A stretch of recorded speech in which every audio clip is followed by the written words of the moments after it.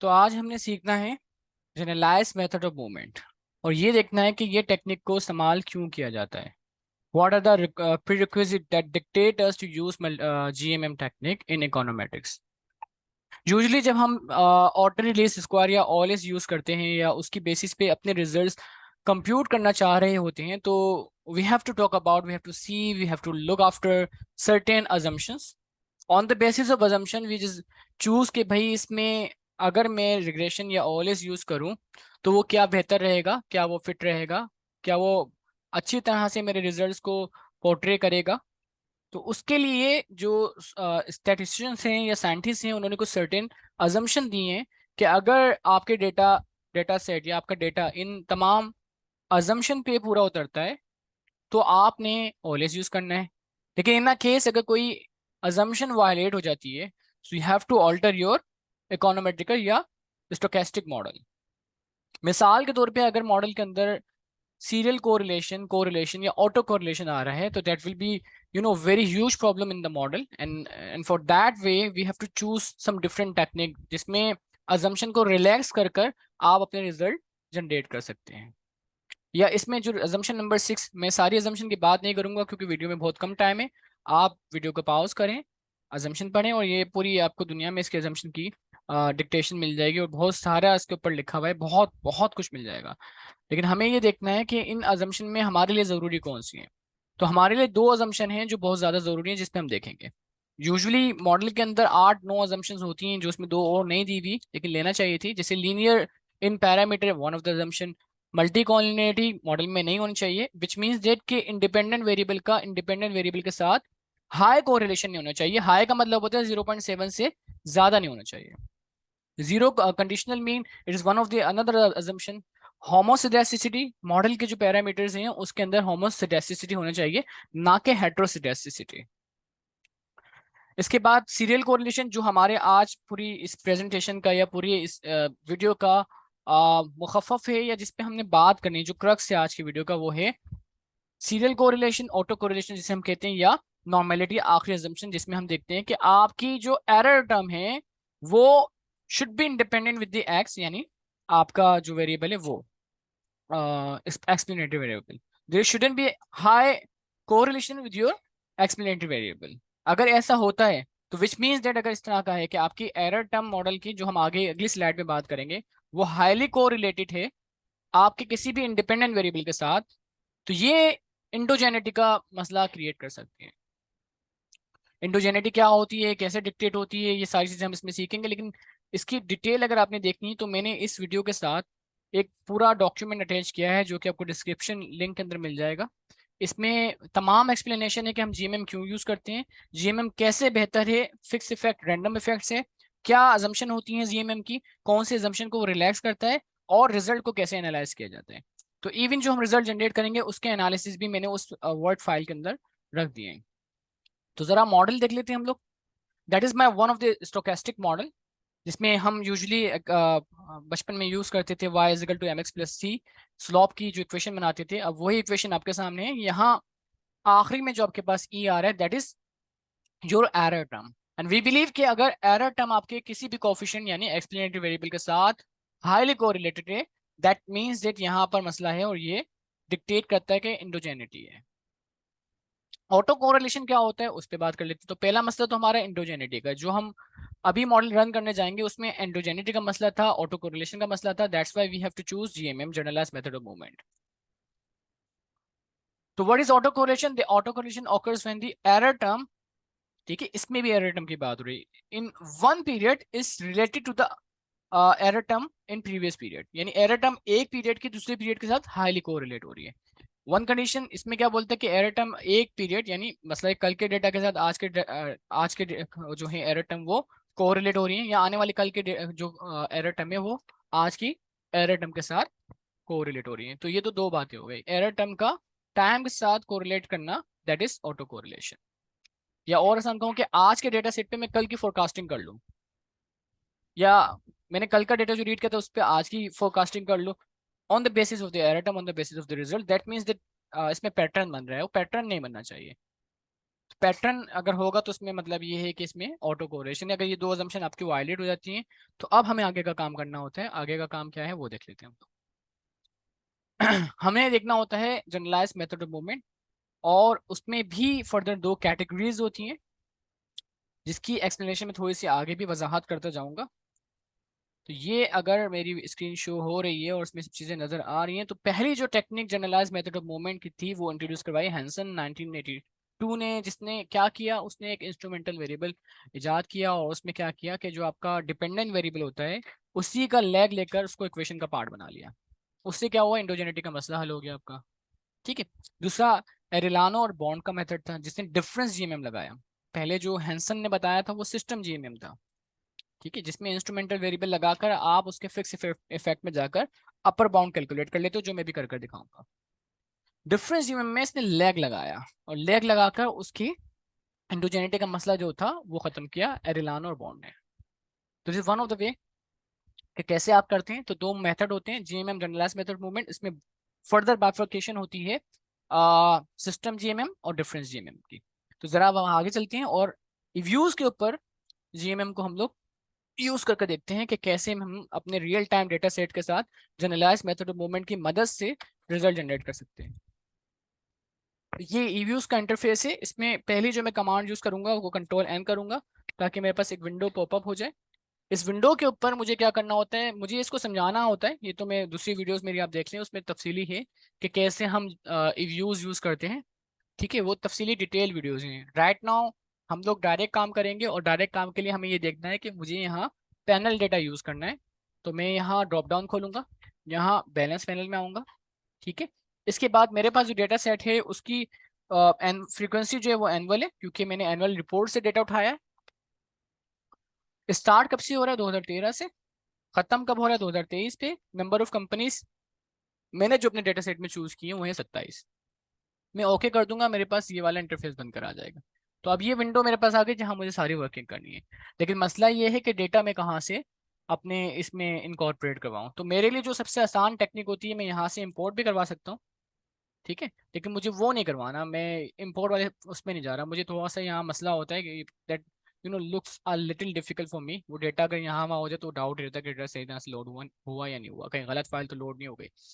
तो इनफैक्ट यहाँ से जाने के बजाय मैं क्या करता हूँ, मैं जाता हूँ क्विक के अंदर, यहाँ एम्प्टी ग्रुप सीरीज के अंदर इसको ओके करूंगा तो मेरे पास जो मैंने वहाँ स्केच खींचा था 2013 और 2023 का और 27 कंपनी का, वो यहाँ बनकर आ गया। देखें, कंपनी 1 2013 14 15 16 27, कंपनी 2 13 14 15, इस तरह से जो मैंने एक्सेल शीट बनाई है वही एग्जैक्टली यहाँ मेरे पास आ जाती है।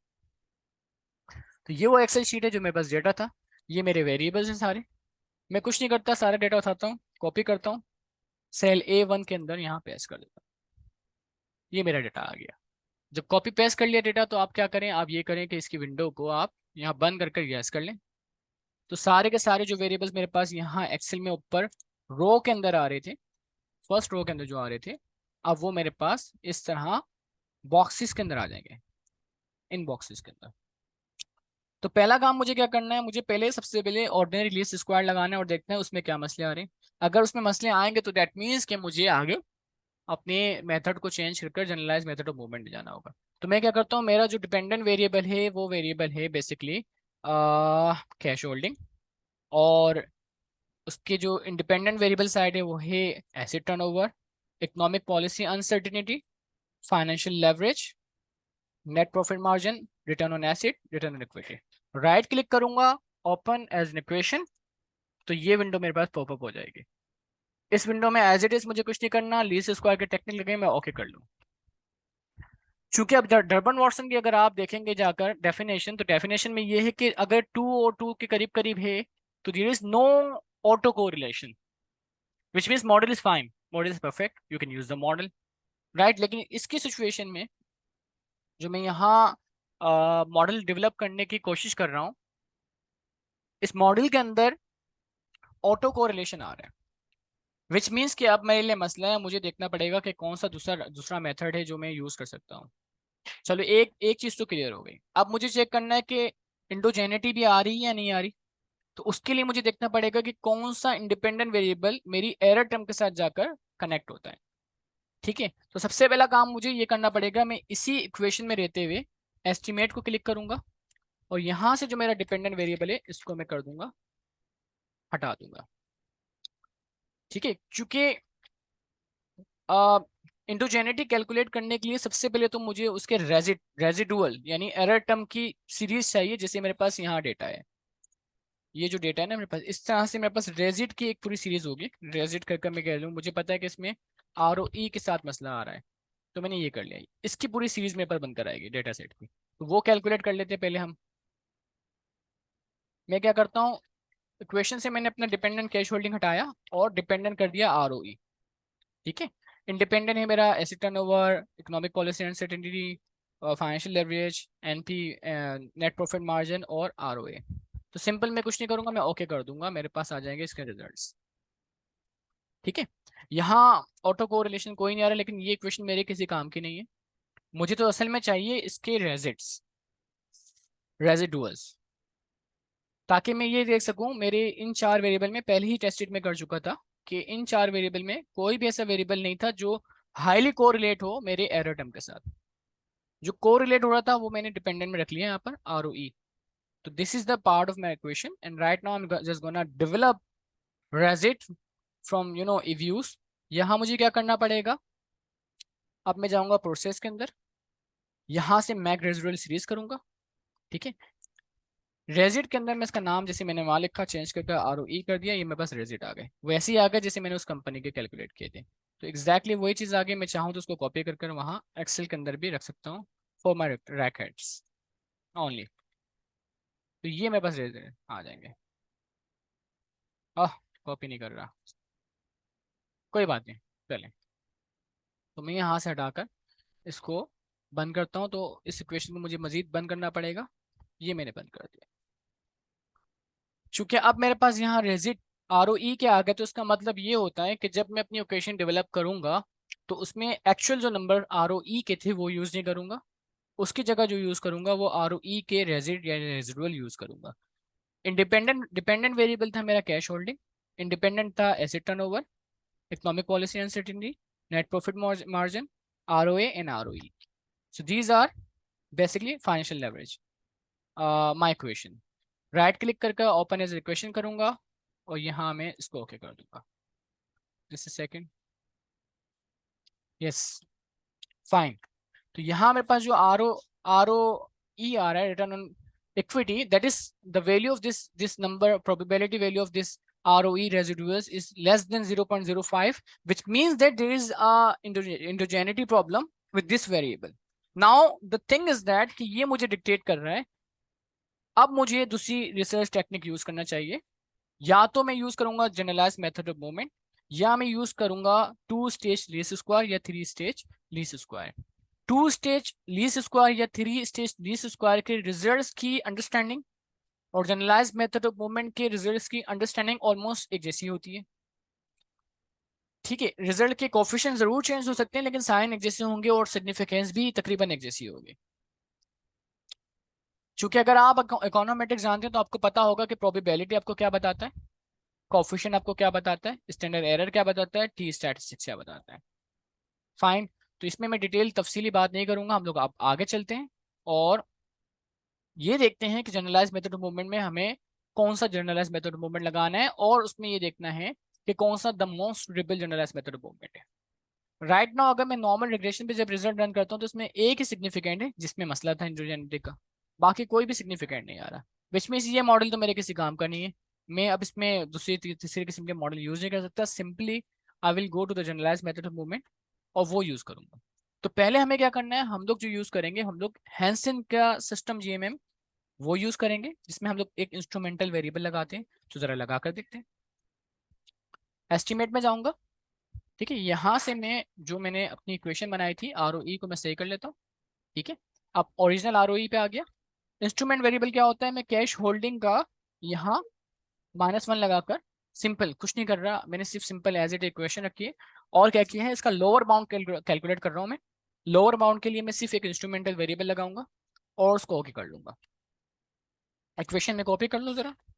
ठीक है, ये मैंने क्या किया, ओके किया, तो मेरे पास रिजल्ट आ गया, this is called the lower bound. ठीक है, मेरे लिए ये सिर्फ देखने की हद तक ठीक है, लेकिन आप यहाँ देखें डर्बन वाटसन ठीक हो गया, ऑटो कोरिलेशन में खत्म हो गया, लेकिन अभी भी आर स्क्वायर जैसे आर स्क्वायर मेरा सही नहीं है on all as basis, right. तो हमें अब क्या करना है, हमें अब दूसरा इसका अपर बाउंड कैलकुलेट करना होगा। अपर बाउंड के रिजल्ट्स को बेसिकली हमारे पास जब भी सिस्टम जीएमएम होता है, इसमें हमारे पास दो बाउंड होते हैं, अपर बाउंड और लोअर बाउंड। उनमें जो अपर बाउंड होता है उसके रिजल्ट कंपेयर करते हैं आप एरिलानो और बॉन्ड के साथ। कैसे कंपेयर करते हैं, हम जब सेकंड लगाएंगे तो आपको समझ में आ जाएगा। एस्टिमेट में जाएंगे, इनफैक्ट पहले मैं इस इक्वेशन को सेव कर लूँ, ये इक्वेशन मैंने सेव कर लिया, यहाँ से मैंने बंद कर देता हूँ। अब मैं जाता हूँ दोबारा क्विक के अंदर, एस्टिमेट इक्वेशन के अंदर, अपनी इक्वेशन पूरी यहाँ लगाता हूँ, पैनल के अंदर जाता हूँ, यहाँ से क्रॉस सेक्शन में मैं सिंपल फिक्स इफेक्ट यूज कर लेता हूँ। So this is my upper bound, और इसके रिजल्ट में कंपेयर करूंगा जो मेरे फाइनल रिजल्ट आएंगे। अच्छा, इसकी भी मैं इक्वेशन सेव कर लेता हूँ, ठीक है। नाउ अब इसकी वैल्यू जो मुझे कंपेयर करनी है, बेसिकली जीएमएम के सिस्टम जीएमएम के रिजल्ट के कंपैरिजन में करूंगा एरिलानो के साथ। उसमें जो मुझे कंपैरिजन वाली जो मेरी वैल्यू होगी, वो वैल्यू होगी ये वाली इंस्ट्रूमेंट वेरिएबल की। मिसाल के तौर पे अगर इंस्ट्रूमेंट वेरिएबल की ये वाली वैल्यू, कोफिशिएंट की वैल्यू कम होती है या ज्यादा होती है, मेरे बेसिकली ज्यादा होती है, ज्यादा यानी एरोलानो से, एरोलानो का जब मैं रिजल्ट जनरेट करूंगा उससे ज्यादा होती है, तो मुझे डिक्टेशन ये मिलती है कि मेरे पास जो सिस्टम जीएमएम के रिजल्ट्स हैं वो बेस्ट है। जिसकी वैल्यू ये ज्यादा होगी जिस मॉडल की, चाहे वो सिस्टम जीएमएम हो चाहे वो डिफरेंस जीएमएम हो, जिसकी ये वाली वैल्यू इंस्ट्रूमेंट वेरिएबल की कोफिशिएंट की वैल्यू ज्यादा होगी, वो सिलेक्ट किया जाएगा फॉर योर रिसर्च पर्पस, और वही कंसिडर किया जाएगा कि हाँ इसके रिजल्ट सबसे अच्छे हैं। आपने देखा कि जब मैंने अपर बाउंड पे चलाया तो भी यहाँ 2.09 हमारे पास वैल्यू आ रही है, तो इसका मतलब ऑटो कोरिलेशन वाला मसला हल हो गया, इंडोजेनिटी वाला मसला हल हो गया। हम लोग अभी सही डायरेक्शन में हैं। अगला काम क्या करना है अगला काम हमें ये करना है, इसमें जो इक्वेशन थी इसमें अब हम चलाएंगे एरिलानो का मेथड। एरिलानो और बॉन्ड 1991 का जो डिफरेंस जीएमएम का मेथड था, अब वो हम चलाकर चेक करेंगे कि भाई हमारे रिजल्ट कैसे बनते हैं।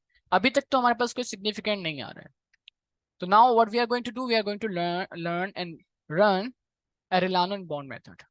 दोबारा हम लोग इसको बंद करते हैं, क्विक एस्टिमेट में जाते हैं, एस्टिमेट इक्वेशन में आ गए, और वही इक्वेशन जो हमने यहाँ लिखी थी दोबारा लिखते हैं, लेकिन अब की बार यहाँ से इंस्ट्रूमेंट वेरिएबल हम यहाँ हटा देंगे। अच्छा, इसमें क्या होता है कि डिपेंडेंट वेरिएबल के बाद जितने मेरे पास वेरिएबल हैं उनको मैं कॉपी करता हूँ और रख लेता हूँ अपने पास, क्योंकि मुझे ये आगे काम आएंगे। मेथड टेक्निक में जाऊंगा मैं, यहाँ यूज करूंगा generalize method of movement, dynamic panel data analysis, basically it is called the dynamic panel data analysis or generalize method of movement. Okay करूंगा। अब पहले मेरे पास तीन ऑप्शन थे ऊपर, दोबारा दिखा देता हूँ, ओएलएस के अंदर आप आ जाए तो तीन ऑप्शन होंगे यहाँ, लेकिन जब मैं जीएमएम के अंदर जाऊंगा तो चार ऑप्शन आ जाएंगे।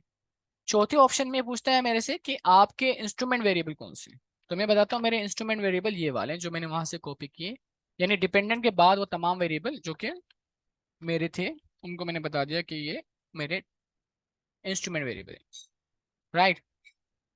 आगे मुझे क्या करना होगा, मैं जाऊंगा इसकी ऑप्शन की सेटिंग में, यहाँ मुझे कुछ भी चेंज नहीं करना, ठीक है। पैनल में आकर क्रॉस सेक्शन के अंदर मैं यहाँ डिफरेंस यूज करूंगा। वजह उसकी ये है क्योंकि मैं अब डिफरेंस जीएमएम एरेलानो और बॉन्ड का मेथड यूज कर रहा हूँ, तो क्रॉस सेक्शन जो मेरे होते हैं उनको मैं डिफरेंस कर देता हूँ, लेग पे चेक करना चाहता हूँ, देखता हूँ इम्पैक्ट क्या आ रहा है। स्पेसिफिकेशन में जाऊंगा, अभी तक यहाँ पर कोई भी लैग का इम्पैक्ट या इंस्ट्रूमेंट वेरिएबल इंक्लूड नहीं किया है। जीएमएम का मतलब तो होता ही है कि मैं इसके अंदर लैग लगाऊंगा या इंस्ट्रूमेंट वेरिएबल लगाऊंगा। Instrument variable basically is the lag of dependent variable, तो जाकर मेरा मॉडल सही बनेगा, तो जाकर रन होगा। इसके लिए भी मुझे अगले स्टेप पे जाना होता है जो कि होता है डायनेमिक पैनल वाइजर्ड। इसको मैं ओके करूंगा और सब जगह नेक्स्ट नेक्स्ट नेक्स्ट ओके कर कर बंद कर दूंगा, तो आपके पास यहाँ ऑटोमेटिकली इंस्ट्रूमेंट वेरिएबल आ जाएगा। तो जरा करके देखते हैं हम, next next next next next next next finish. तो यहाँ ऑटोमेटिक आपके पास इंस्ट्रूमेंट वेरिएबल खुद इससे इंक्लूड कर दे, मैं ओके करूंगा रिजल्ट मेरे पास आ जाएंगे। So these are my results, ठीक है। अब देखिए यहाँ सब सिग्निफिकेंट हो गए, इनके एनालिसिस मैंने पूरे बना लिए हैं, ठीक है। जो पहले इनसिग्निफिकेंट थे अब वो सिग्निफिकेंट हो गए, इक्वेशन 3 में सेव कर लूँ, मेरे पास सब चीज़ें परफेक्ट आ गई हैं, ठीक है। जे जे स्टैटिस्टिक्स इसकी मैंने एनालिसिस कर लिए, मेरे रिजल्ट परफेक्ट हो गए।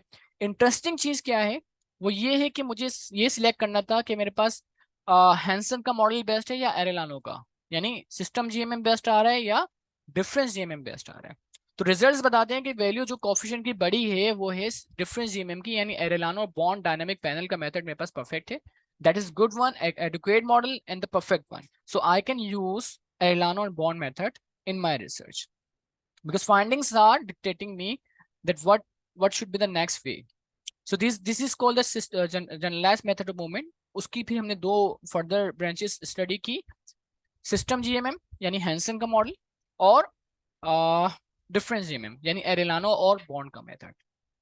तो ओवरऑल जो चीजें थी इसके एनालिसिस भी मैंने सबके किए हुए, कि कोफिशिएंट का अगर नेगेटिव साइन आएगा तो उसको कैसे इंटरप्रिटेट करोगे आप, ठीक है, प्रोबेबिलिटी क्या होता है. तो इसमें इस वीडियो के आखिरी में जो डिस्क्रिप्शन है इसमें मैंने ये जो डेटा सेट है ये भी इंक्लूड किया हुआ है, लगा दिया लिंक बनाकर.